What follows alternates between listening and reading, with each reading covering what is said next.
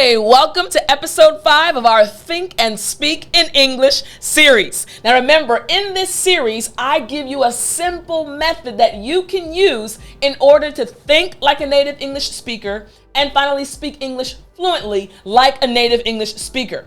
And that simple method is the 5 W's method: who, what, when, where, and why. And today we're going to continue learning more about this method. Are you ready? Well then, I'm teacher Tiffany. Let's jump right in. All right, so the first scenario we're looking at involves this individual driving in her car. And let's say the question was asked, would you rather drive a car or take a bus? Well, the first W, who? Christina. What? Drive a car. When? During the week.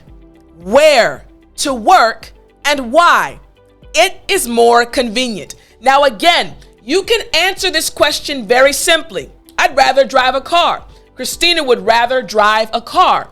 But remember, we're trying to help you. We want you to speak English like a native English speaker. So I'm teaching you the 5 W's method. Now watch what happens when we put all of the information into one sentence. All right, so here we go. All the information we just organized. Now we have this response. During the week, Christina would rather drive a car to work because it is more convenient. We have each of the W's in this response. Now, I do want to look at 2 words very quickly. Hold on one second. I want us to look at this word rather. Rather.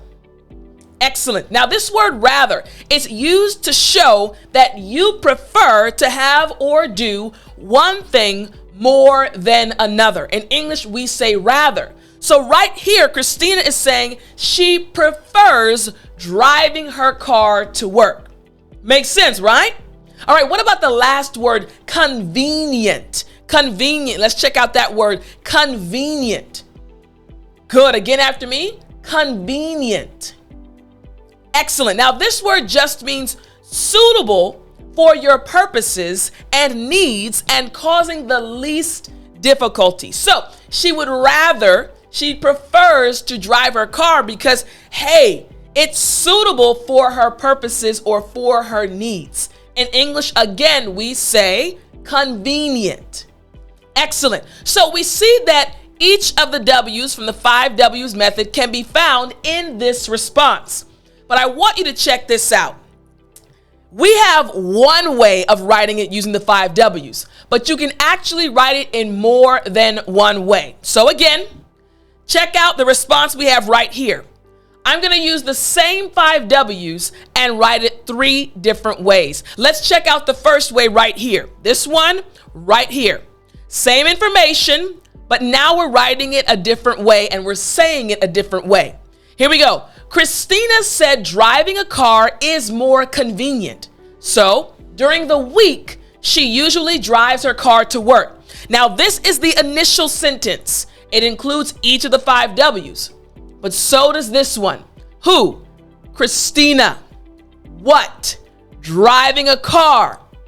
Why? It's more convenient. When? During the week. Where? Drives her car to work. So you see, even though you have all of the 5 W information organized, everything is organized, you can still make different sentences and say things a different way. Look at the second example. During the week, Christina usually drives to work. She says that it is actually more convenient. I'm saying the same thing but using different words. You must remember that you can first organize your thoughts and your response will come out maybe in a different way from someone else, but as long as you have the information, that is the key. That's why we say think and then speak in English. Finally, look at number 3. Christina has to go to work during the week. We have where and we have when. So she usually drives because it is more convenient. Again, we have each of the 5 W's. Who, what, when, where, and why. So again, I need you to understand that after you've organized your thoughts, you can actually make different sentences from the same information. This is why the 5 W's method is so powerful. So we have the first situation. What about this next situation? Can we actually use the 5 W's to describe this situation? Let's say the question was, when was your best vacation? Well, who? My homegirls and I. What? Went on vacation. When? In 2014. Where? To an island. Why? For our spring break. So we've organized our thoughts. Remember, the first thing you must do is think in English using the 5 W's. Who, what, when, where, and why. And we have all the information regarding this situation. So how do we turn this into a response? Here we go. My best vacation was in 2014 when I traveled to an island with my homegirls for our spring break. Come on. We have each of the W's from the 5 W's method. Who, what, when, where, and why. But I do want to explain 2 expressions. 1 word and 1 expression. Homegirls. I know you heard me say it with a little bit of emphasis. So what does homegirl actually mean? So this is actually slang, and it's used to refer to your female friends. That's right. It's that simple. My female friends, I can say they are my home girls. You can have home girls and home boys. Makes sense, right? Think about your home. It's something close to you, right? People are close to you. Home girls and home boys. But what about this one? Spring break. This is actually a week's vacation for students in the spring, typically around the Easter time frame. So in English, we say spring break. So this makes sense. We have the 5 W's method used properly. Each of the 5 W's is found in this response. But how can we use the 5 W's and actually have a different response? All right, let's check it out right here. So, same information. Again, we're talking about our spring break, best vacation, 2014, travel to an island with my homegirls. So can we use the same information and say it a different way? Well, let's check out number 1. In 2014, my homegirls and I went to an island for our spring break. I can honestly say that it was my best vacation. Well, we have vacation. Check. We have in 2014. Check.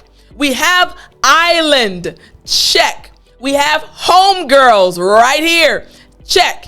And we have spring break right here. Check. So you see again, everything that was in the first sentence is in the second example as well. Same information, but you can say it a different way. The same is true for number 2. For our spring break in 2014, my homegirls and I decided to go on vacation. We went to an island and it was the best vacation ever. So what's the point? You can have the information. Again, the first part is all about organizing your thoughts. Let's draw a brain right here, right? Imagine this is your brain right here, all right? Imagine this is your brain. You've organized your 5 W's, right? The who, what, when, where, and why. Imagine this was who, what, when, where, and why. Well, the thing is, you can rearrange the order. Let's say this is 1, this is 2, 3, 4, and 5. Well, the order that the information is in, it can change. As long as the information is all there, you will have a fluent English response. So you may decide to do 5, 4, 1, 2, 3. Well, in the other example, you can do 3, 5, 1, 2, 4. The order does not matter. It's all about having the information. That makes sense, right? Okay, so let's go to the next example. We have 2 situations that both were able to be described and the questions answered using the 5 W's method. Well, what about this situation right here? We have an individual drinking water. And if the question came up and the question was, how often do you drink water? We'd have to start with the W's. Who? Mark. What? Drinks water. When? All throughout the day. Where? at work. And why? He usually gets parched when he teaches. So again, we have a different situation, but we're still using the 5 W's because these W's, that's where the power lies for you. Who, what, when, where, and why. These W's will help you sound like a native English speaker. So now let's see how taking each W, the information we organized, we can use the information to make our response sound more like a native English speaker's response. So here we go. Mark drinks water throughout the day at work because he usually gets parched when he teaches. All of the information is found in this sentence. Now, there are 2 words I want to explain very quickly. So the first one I want to explain to you is right here. Throughout. Good. Again, throughout. Excellent. Now this just means in every part or during the whole period of time. In English, we say throughout. So throughout the day, all day long, he's drinking water. Now the next one is parched. Good. Again, parched. Excellent. Now this just means extremely thirsty. Extremely thirsty. So Mark, he gets parched during the day because he has to teach all day. So we say parched in English. Now we have this response. Again, each of the 5 W's is found in this sentence. But what if we want to change the order? What will that look like? So again, we have the sentence right here, just like it is on the screen. I'll take it off the screen right here. And again, we see the sentence right here. Mark drinks water throughout the day at work because he usually gets parched when he teaches. So we have Mark drinks water when, throughout the day, where, at work. So first way, again, we're just changing the order, showing you the key is the 5 W's method. You can change the order after you have your thoughts organized. 1, Mark usually gets parched when he teaches, so he drinks water throughout the day at work. All right, Mark, we have it. Check. He drinks water. Now that's towards the end. Drinks water throughout the day. Where is that? Towards the end, but it's there. Where? At work, towards the end. And he usually gets parched when he teaches. That's at the beginning. So we changed the order, but the information is still there, and that's the key. Having all of the information organized based on the 5 W's method. The same is true for the second example and the third example.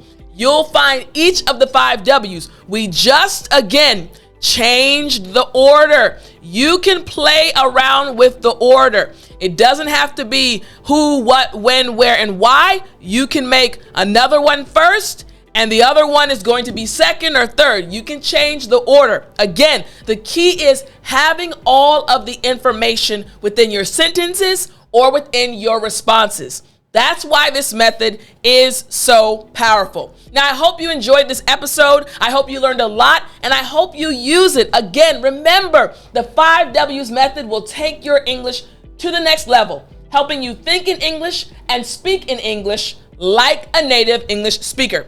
All right, hope you enjoyed. Remember, if you want to keep studying with me, all you have to do is go to www.letsjumprightin.com, enroll, and start studying with me and tons of students around the world.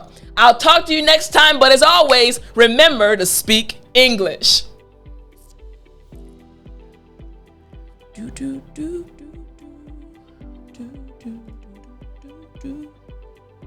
You still there?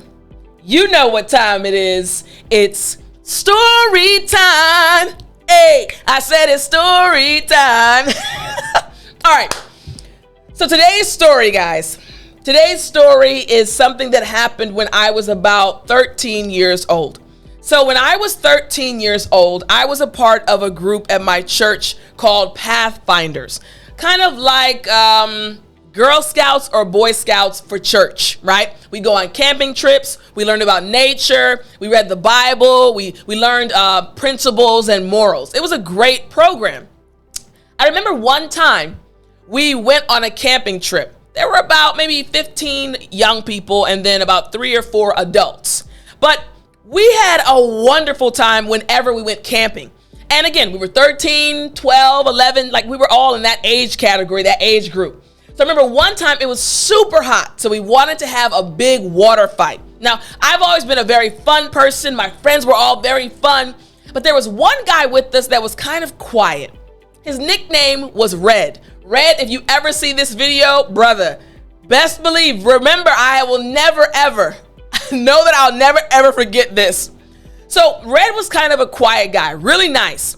So we all had gotten our water balloons and we were going to other Pathfinders and playing and throwing water balloons and having a good time.